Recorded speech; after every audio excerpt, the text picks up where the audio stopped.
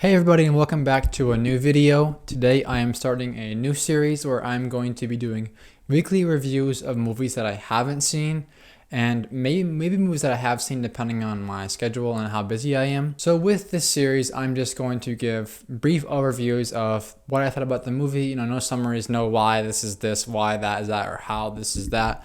I'm just going to be giving my thoughts and what I liked and what I didn't like.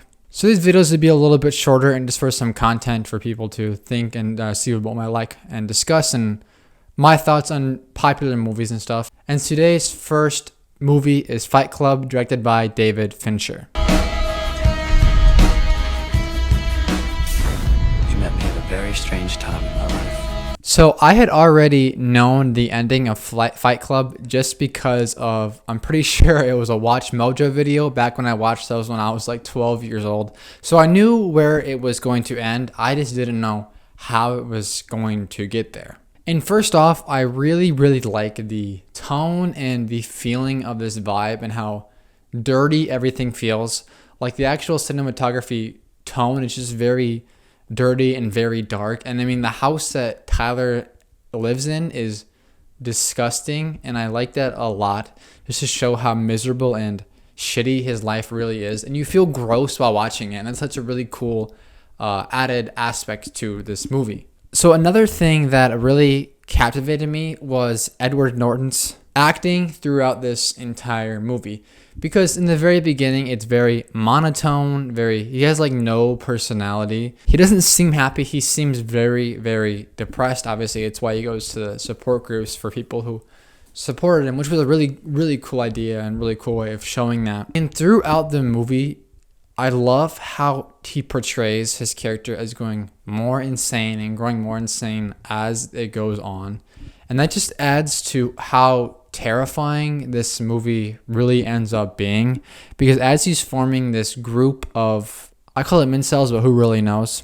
You just see his mental deterioration is going on and gone, and then before you know it, he just snaps and he's planting what underneath buildings and stuff for credit card debt. And I also like the concept of erasing all credit card debt. Like, I remember Mr. Robot did that. That's what the show was pretty much about for the first 2 seasons, and that concept is really cool. And I like when big companies and stuff are being sought after and being destroyed. I think it's a really cool concept. The whole split personality thing was really obvious to me. Like, the moment I saw Brad Pitt's Tyler, the not real Tyler, in the airport, I just knew, like, right away. I was like, that's not real. And I mean, you even saw it in some support groups. You saw a flashing real quick. It was very brief and very hard to see. You probably have to go back and watch it again. And if you'll literally a split second. But I just knew right away that was a split personality, and that this Brad Pitt's Tyler Durden wasn't actually Tyler Durden. So I think the reveal and the grand reveal of that all wasn't very impactful to me, since I knew it was coming. And I think that if I didn't, I think I would have been a little bit more shocked. But I do have questions about that. Like, how did this group become so big and nationwide and the real Tyler not even notice about it? Because the fake Tyler isn't a real person. It's just a figment of his imagination, right? It's a characterization of who he wants to be, right? It's a portrayal. So how did the real Tyler not wake up in a city one day and was like, what? How is this working? I think it could have been handled a little bit better, because there were moments where it didn't make sense for the real Tyler to be doing something and then the fake Tyler to be doing another thing. I also really liked Marla. I think she hit it spot on. And it does make sense to me that Tyler would seek out to Marla, because he's somebody that gets support from her, and that's what the whole movie is pretty much about how he's never had support in his life, and so he's finally sticking it up to somebody. I think the whole group and just the group think by the entire I don't know if I can say the word, but T group, I'm going to call them T group. I think you guys know what I'm talking about. I don't know how straightforward, willing a lot of people like that would be to be a part of something like that, especially the police officers when he tries to turn himself in.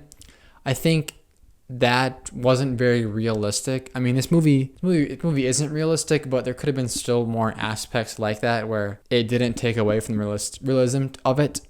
So like I said, overall, I'm going to keep these videos pretty short, so I'm going to end this one here. I don't have a lot more to say about this movie. I've only seen it once, so I don't have a lot of thoughts. I'd have to watch it again a couple more times. But overall, I did enjoy it. I think in terms of David Fincher's work, I much prefer The Social Network. I think the editing and the storytelling in that is way more enticing, and the music, and it's really, I think the acting is also a little better on that. But overall, I do think this is a good movie, and you will enjoy yourself if you watch this. I would probably give it an 8 out of 10. And other than that, I will see you all in the next video next week. Let me know what movies you guys want me to watch, and I'll see y'all later. See you.